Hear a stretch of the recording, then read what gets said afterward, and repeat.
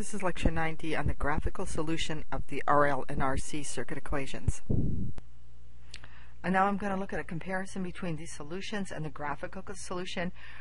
If you remember, I think the second lecture in this chapter we talked about graphical solutions, where we looked at the direction field, and then we looked at finding equilibrium values and approaches to the equilibrium, and whether the equilibrium was stable or unstable. We can do the same thing here. Here's a differential equation for both circuits, and now I'm just going to look at it graphically. I'm going to rewrite it in the next slide. Okay, I'm going to rewrite that equation by isolating dq by dt for the RC circuit. So here's dq by dt, and it equals minus 1 over RC times q minus CV. Okay, now if you remember, on an equilibrium solution, the first derivative is 0. That means dq by dt equals 0. Okay, and that's the same as saying minus 1 over RC of q minus CV is equal to 0. Setting that term equal to 0, we find the charge. If the charge is equal to CV, then you're on an equilibrium solution. All right. And if you remember, here was our solution from before. Whoops, need the highlighter. Q was CV, so that was the steady state solution, and from this you can see it is the equilibrium solution. And here here's your decaying solution, or your transient, sorry. When we're looking graphically, we have to determine if that equilibrium is stable or unstable. Right? And the way to do that was to look at the first derivative and the second derivative. If we look at the first derivative here, we have dq by dt equals minus 1 over RC times q minus CV. So q is the charge. If your charge, if your charge is greater than the equilibrium CV, then the first derivative is negative. A negative first derivative means, so let's say here is equilibrium at CV, and you start up here. A negative first derivative means you're going to, the solution curve is going to be going downward. Okay. It's positive if q is less than CV. So that means if you start here, this solution is going to go this way. And this solution is going to go here.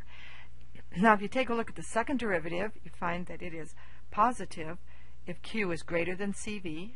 So it's going to have, if it's positive, you'll have an upward. It'll be concave upward. It's negative if q is less than CV. It'll be concave downward.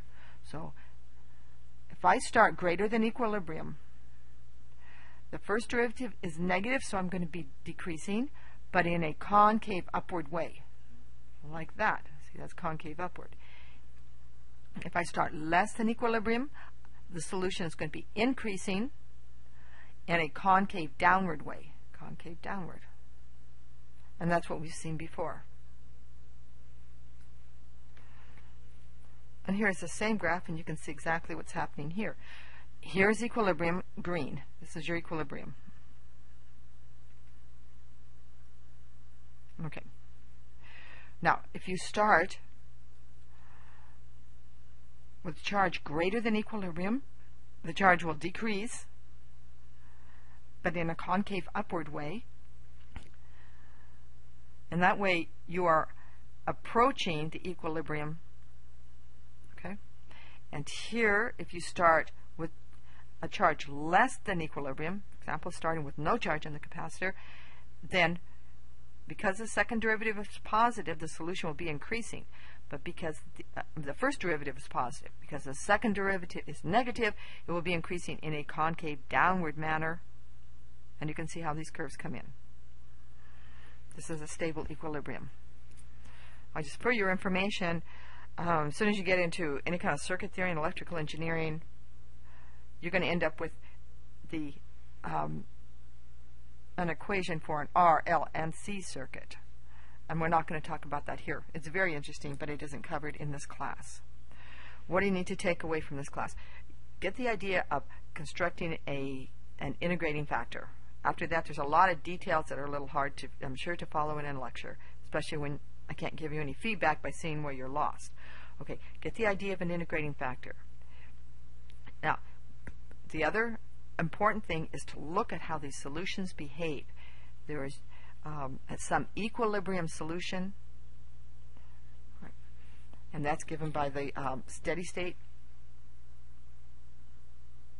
solution. Once you solve the problem, here's your equilibrium. I should have done it green. Here's your equilibrium solution right in through here, and then nearby solutions either approach it or diverge from it. In most of the equations that we talk about in this class, they're going to approach the equilibrium.